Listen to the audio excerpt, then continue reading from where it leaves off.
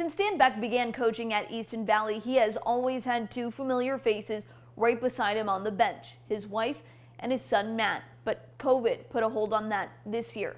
But when it came to the games that mattered most this season, his family found a way to be there with him. Making it to the state tournament is special for anyone.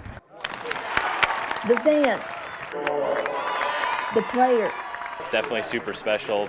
The coaches, but perhaps most meaningful for two members of Easton Valley's bench who never check into the game. Dan Beck has been the head coach of the Riverhawks for more than 4 decades. The head coach, Al Ravenald, who then went to Montezuma, called me and said, "Hey, I just took a job at my hometown.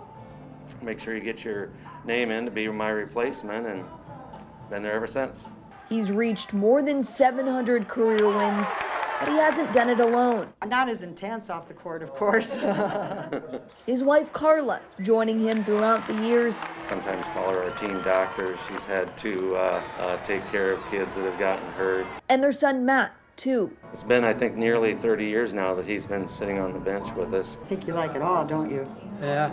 But this season was different. It was hard for me this year, but I tried not to complain about it because I knew it was a lot harder for them. Matt is high risk for COVID complications, so during an undefeated season, Matt and Carla stayed home. But it wasn't the same. But then came the sub-state final in Maquoketa. Easton Valley versus New London. We did it now, let's go! The Riverhawks punched their ticket to state. For these guys to go undefeated and do what they've done and to make it to state, it's just been unbelievable. Unbelievable, yes, but also unforgettable. Them making such a sacrifice the entire year that I just need to make sure that they knew that how much I appreciated them. Matt and Carla got to see it firsthand. I can't put it into words. It just meant an awful lot. So they couldn't miss the Riverhawks' first trip back to state in 7 years either. The last time we were here, Matt was on the bench with me, right next to me, but she was right behind us, so it was kind of the same as what it had been before.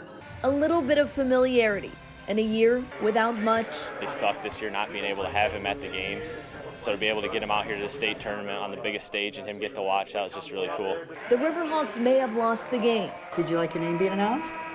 Yeah. Yes, he did. He likes a little bit of attention. But they gained so much more. In Des Moines, Celia Palermo, WQAD, News 8 Sports.